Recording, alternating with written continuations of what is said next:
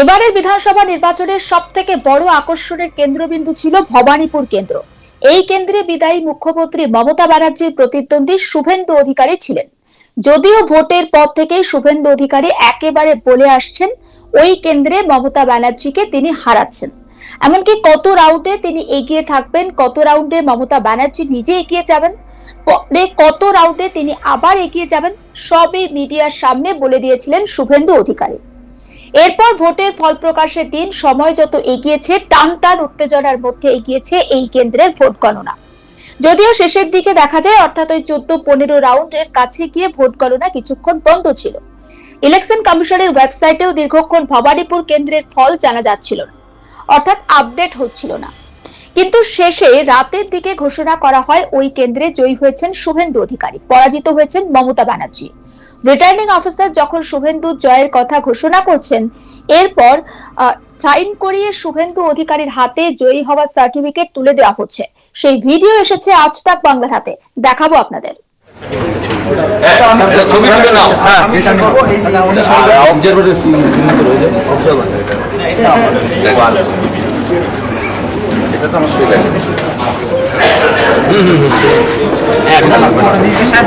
এইরকম এইদিকে দেখি,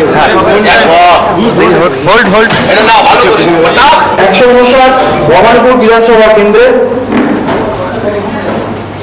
সমস্ত রাউন্ড আমাদের শেষ হয়ে গেছে। 20টা রাউন্ড শেষ হয়ে গেছে, পোস্টাল ব্যালট কাউন্টিং শেষ হয়ে গেছে। শেষ হয়ে যাওয়ার পর এখানে মাননীয় শুভেন্দু অধিকারী মহাশয় 15,105 ভোটে জয়ী হয়েছে।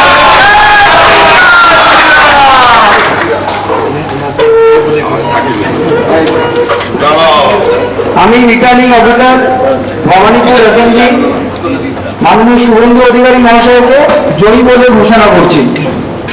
একটু আমাকে দেবেন।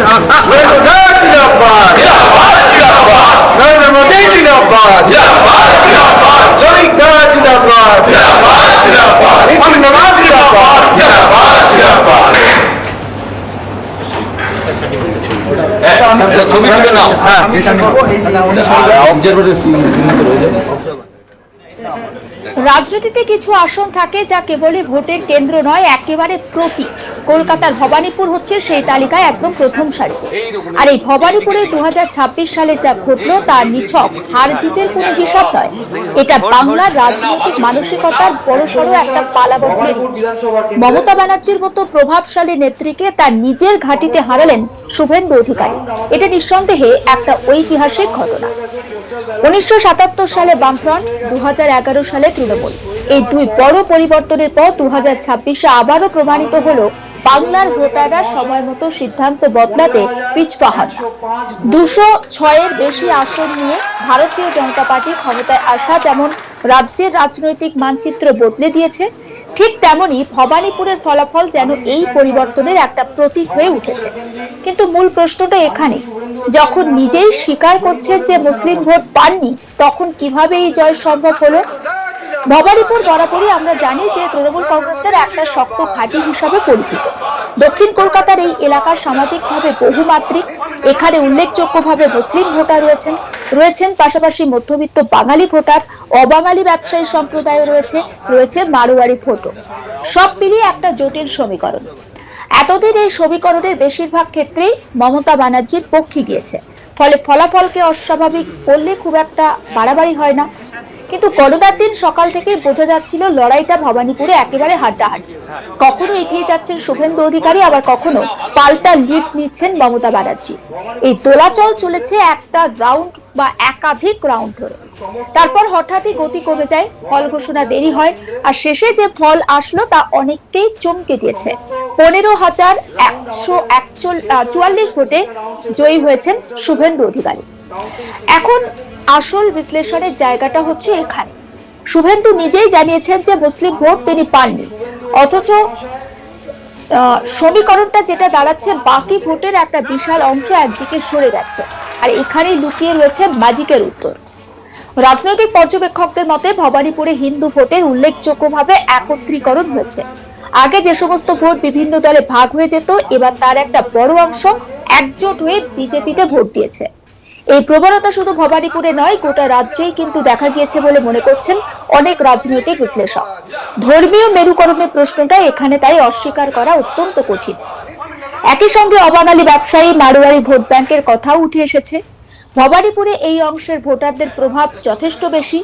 ঐতিহ্যগতভাবে এদের একটা বড় অংশ বিজেপির প্রতি সহানুভূতিশীল। এইবার সেই সমর্থন আরো সুসংহত হয়েছে বলে ধারণা করা হচ্ছে। একবার শোনাবো শুভেন্দু অধিকারীর বক্তব্য।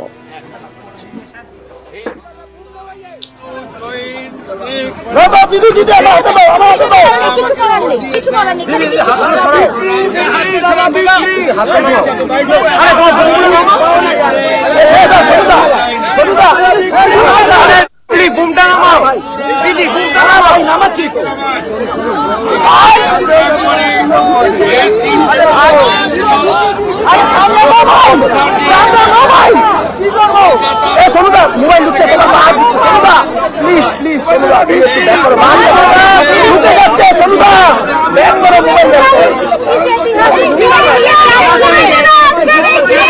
সোনুদা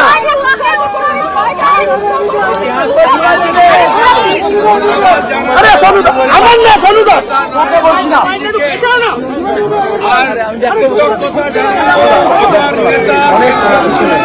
আমার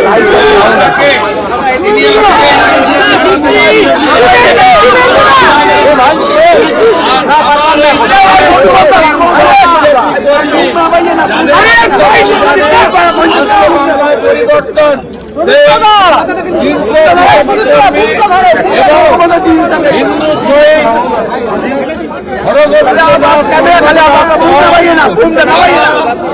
হিন্দু হিন্দুত্বের জন্য প্রাণ দিয়েছেন, তাদের প্রতি উৎসর্গ করলাম।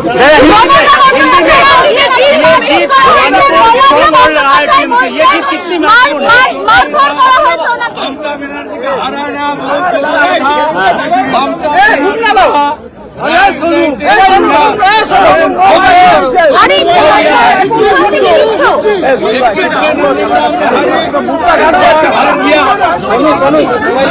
बिहार 15,000 से ज्यादा वोट से उनका खुल के मुसलमान वोट दिया। वार्ड नंबर 76 मैं सवाल पूछूंगा, मुसलमान वोट देने के लिए निकला, सब ममता को वोट दिया। और मुझे लोग ने आशीर्वाद देकर जिताया। ये जीत हिंदुत्व का जीत है, ये जीत बंगाल का जीत है, ये जीत नरेंद्र मोदी जी का जीत। ममता बनर्जी